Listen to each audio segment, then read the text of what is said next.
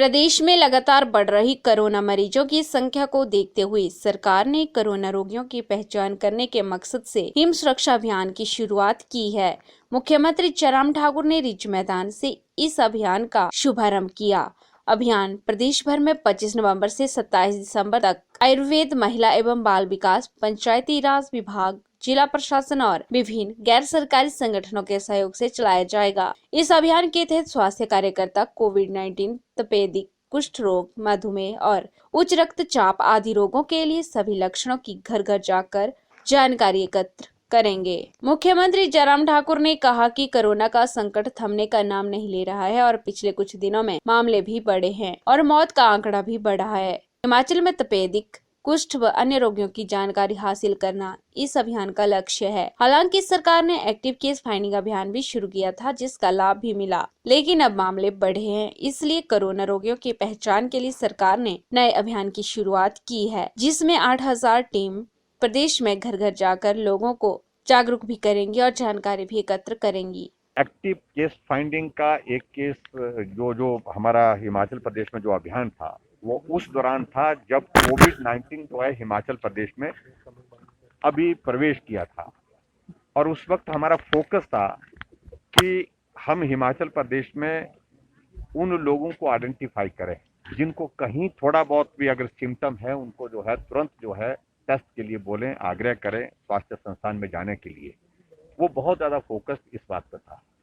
लेकिन जो अभी जो हमारा जो अभियान जो है हिमाचल प्रदेश में जो नया इसका नाम हमने हिम सुरक्षा अभियान रखा गया है, और इस अभियान में कोविड नंबर 1 प्रायोरिटी है, लेकिन उसके साथ साथ में दूसरी सारी चीजें, ट्यूबरक्लोसिस किस व्यक्ति को किस परिवार में है, बीपी किस परिवार के किसी सदस्य को है, उसका पूरा डिटेल्स, उसका पूरा पता, और उसके बाद शुगर का पेशेंट कौन है, और इस तरह से जितनी भी इस तरह की बीमारियां हैं उन बीमारियों का एक पूरा डेटाबेस जो है उसी तरह से हम बना करके हम तैयार करेंगे। लेकिन विशेष तौर से अभी हमने कहा है 25 नवंबर से 27 दिसंबर तक इस अभियान को ज़्यादा फोकस हम करेंगे कोविड के संदर्भ में, क्योंकि बहुत सारे मामले इन दिनों में हिमाचल प्रदेश में कोविड-19 के हमारे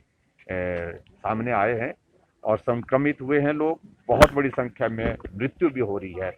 और इसलिए इस अभियान का ज़्यादा महत्व है कि लोगों को जागरूक करना, और लोगों को जागरूकता के लिए वही विषय है, मास्क पहन करके जाओ, सोशल डिस्टेंसिंग करो, अनावश्यक रूप से भीड़ का हिस्सा मत बनिए, और बुजुर्ग लोग और खासतौर से जो लोग ऐसे जो किसी बीमारी से पहले ही जो है वो ग्रस्त हैं, चाहे वो शुगर का है, चाहे वो कैंसर का है, चाहे वो ट्यूबरक्लोसिस का है, चाहे वो किसी भी हार्ट का पेशेंट है, उन और उम्र दराज लोगों को उनसे विशेष तौर से कि उनके लिए ये सर्दी का मौसम और भी ज़्यादा जो है वो परेशानी वाला हो सकता है कि अगर वो संक्रमित हो जाए। ऐसे में वो लोग जो है वो उनको आग्रह पूर्वक कहेंगे कि वो अवॉइड करें सोशल गैदरिंग, भीड़ वाले इलाके उनको अवॉइड करें और परिवार में रहें, घर के अंदर रहें, घर में रहें, इस बात को लेकर के। और दूसरा जो है, जो लोग जो है पर्टिकुलरली जो बड़े आयोजन कर रहे हैं उनको भी इस बारे में जानकारी देना, क्योंकि आप तो आनंद के माहौल में अपने घर में सेलिब्रेशन कर रहे हैं, लेकिन आपकी सेलिब्रेशन के कारण कई लोगों का जीवन संकट में आ रहा है। इस बात को बहुत गंभीरता से लेने की आवश्यकता है।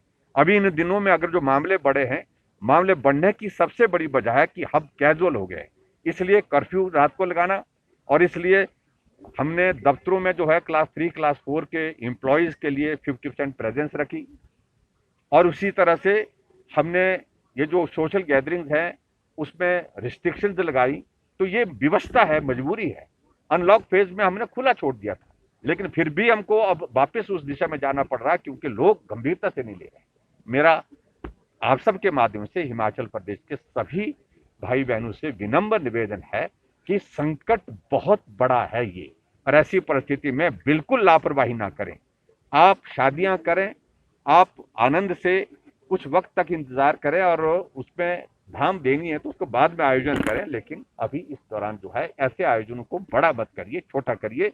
यही मुझे विनम्र निवेदन सर, जो टीम मेंबर्स हैं और हमने मास्क पर भी हमने हिमाचल प्रदेश में तय किया कि शराबुल हो गए लोग, और हमने फाइन पहले 200 रुपये लगाते हैं, अपने 1000 रुपये का हमने किया। हम मानते हैं ज़्यादा है, लेकिन जितनी ज़्यादा लोगों ने ढील अपने आप जो है उस तरह से लेने की कोशिश की है, ऐसी सूरत में ये विवश होकर के कुछ निर्णय हमको सख्त लेने पड़ रहे हैं। मुख्यमंत्री ने कहा कि अनलॉक में दी गई छूट के बाद मामले बढ़े और फिर से कैबिनेट ने कई अहम निर्णय लिए ताकि कोरोना को फैलने से रोका जा सके। रात्रि कर्फ्यू पर मुख्यमंत्री ने कहा कि रात में शादियों में घरों के अंदर समारोह किया जाता है, जिससे बड़ी संख्या में लोग शामिल हो रहे हैं। सर्दियों में बंद कमरों में वेंटिलेशन न होने के कारण संक्रमण तेजी से फैल रहा है, इसलिए रात्रि कर्फ्यू लगाया गया है, लेकिन इस पर भी समझ नहीं रहे। मजबूरी में सरकार सख्ती कर रही है क्योंकि लोगों की लापरवाही बढ़ गई है। नाइट कर्फ्यू के बारे में बड़ा स्पष्ट किया है मैंने, कंफ्यूजन मालूम नहीं मुझे कहाँ हो रहा है ये। हमने कहा कि आजकल ये जो आयोजन हो रहे हैं दिन में खुले में होता है, सोशल डिस्टेंसिंग में हो रहा है, तो तब भी हम इस बात को मानते हैं कि खुले में हो रहा है। रात को खुले में होना संभव नहीं है। हिमाचल प्रदेश में टेम्परेचर बहुत डाउन चला गया है, पहाड़ी राज्य है, बर्फ पड़ चुकी है कुछ जगह। ऐसे में जो भी आयोजन हो रहे हैं शादियों के या दूसरे कार्यक्रमों के, वो आयोजन घर के अंदर हो रहे हैं, कमरे के अंदर हो रहे हैं, हॉल के अंदर हो रहे हैं। जब हॉल के अंदर एक भी संक्रमित आदमी होता है और लंबे समय तक ये हमारी जो है ये सारी एक्टिविटी चलती है, रात रात भर जो है हमारी नाटियां चल रही हैं, वो डीजे चल रहा है, उसके कारण सब जगह से जो रिपोर्ट आ रही है, उसके कारण संक्रमण में ग्रामीण क्षेत्रों में बहुत ज्यादा बढ़ोतरी हुई है। ये एक कारण है जिस कारण को मुझे लगता है कि समझने की आवश्यकता है, और इसका सही प्रस्तुतिकरण जो है मीडिया के माध्यम से मैं विनम्र आग्रह करूंगा इसको करें।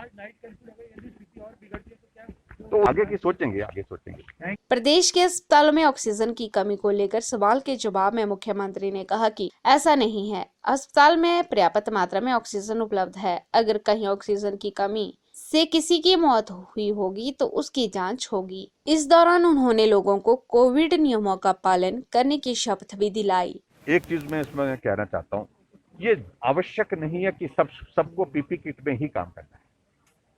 पीपी किट में काम करने की जहां तक बात है, वो उसी तरह से जहां बिल्कुल आदमी संक्रमित है और संक्रमित होने के साथ साथ में उसको जो है वो आदमी जो ट्रीट कर रहा है, उसका ट्रीटमेंट कर रहा है, उसको हैंडल कर रहा है, तो उसके लिए बहुत आवश्यक है, उसके लिए तो दे ही रहे हैं। लेकिन इसमें जो सावधानियां बरती हैं, मुझे लगता है मास्क पहन करके जाना, सैनिटाइजर का इस्तेमाल करना, हाथ बार बार धोना, और उसके साथ साथ में जो है वो ग्लव्स पहन करके ये काम करना, ये ऐसी कुछ एक सावधानियां हैं जिनके कारण एक आम आदमी का संक्रमित व्यक्ति भी है उससे भी संक्रमण से बचा जा सकता है। और इनको सबको, आशा वर्कर्स को, आंगनबाड़ी वर्कर्स को, हेल्थ वर्कर्स को, सबको ये सारी सुविधाएं इस दौरान हम दे रहे हैं। और ऐसी परिस्थिति में मुझे लगता है कि किसी प्रकार का कोई संकट नहीं होना चाहिए। मैं स्वयं इस बात को कह सकता हूं, मैं कोविड के इस दौर में जो खुद गुजरा हूं, ऐसी परिस्थिति में हमारे परिवार के लोग भी जो हमारे काम करने वाले हैं, उन्होंने भी सावधानी ही बरती है, लेकिन किसी को कोई संक्रमण नहीं हुआ, और संक्रमण में यही चीजें जिनका मैं जिक्र कर रहा हूँ, मास्क पहनना, सैनिटाइजर का इस्तेमाल करना, और हाथ को बार बार धोना। हाथ को बार बार धोने के साथ साथ में अगर वहां ग्लव्स पहनने की जरूरत है तो ग्लव्स पहन करके काम करना, ये पर्याप्त है। सब कुछ प्रधानमंत्री से बातचीत नहीं हॉस्पिटल हिमाचल प्रदेश की तक आदरणीय प्रधानमंत्री जी ने हमको बहुत मदद की है। हिमाचल प्रदेश में पीपी किट की एक वक्त कमी होती थी, आज कमी नहीं है। हमारे यहाँ पर मास्क की कमी होती थी N95 की, आज कमी नहीं है। हिमाचल प्रदेश में वेंटिलेटर की कमी होती थी, आज वेंटिलेटर 500 वेंटिलेटर उनने एक साथ दिए हैं, और 500 दूसरे जो क्या बोलते हैं उनको ऑक्सीजन कंसंट्रेटर वो भी उपलब्ध कराए हैं। और ऐसे में हिमाचल प्रदेश में जो इंफ्रास्ट्रक्चर के हिसाब से जो नंबर ऑफ केसेस बढ़ रहे हैं, उसके लिए हमने 4 जगह जो है मेक शिफ्ट अरेंजमेंट करने के लिए भी हमने टेंडर कर दिए हैं। वो प्रोसेस आगे बढ़ा है और उसमें जल्दी से वो सारी चीजें हो जाएंगी। अगर नंबर बढ़ता है तो अरेंजमेंट हमारे पास अवेलेबल रहना चाहिए। मीडिया को देखिए, गलत बिल्कुल ब्लेम कर रहा हूँ, एक बात कर रहा हूँ मैं, मीडिया को कहीं ब्लेम नहीं किया। मेहरबानी करके ऐसे शब्द मत डालिए हमारे मुंह में। मैं मीडिया का सम्मान करता हूं, लेकिन मेरा कहना है कि ऑक्सीजन के कमी का कहीं नहीं आया है जिक्र। कल हिमाचल क्या आप इन्वेस्टिगेट करवाएंगे, क्या कमी है या नहीं? तो वो हम पता करेंगे कि क्या वजह होगी, लेकिन ऑक्सीजन उसमें एकमात्र वजह होगी ऐसा मुझे जो है वो जानकारी जब मिलेगी उसके बाद ही कह पाऊंगा। लेकिन मालूम नहीं कैसे कौन कंक्लूजन पर पहुंच जाते हैं कि इसके कारण उसके कारण हुई है। लेकिन मेरा इतना जरूर है कि जिम्मेदारी सबकी है। नागरिक की जिंदगी बचनी चाहिए, उसके लिए सही बात जो है वो मुझे लगता है कि लोगों के सामने प्रस्तुत होनी चाहिए। ये बहुत आवश्यक है। सर, एक नाइट कर्फ्यू को लेकर जो है PI TV के लिए शिमला से पुष्पेंद्र की रिपोर्ट।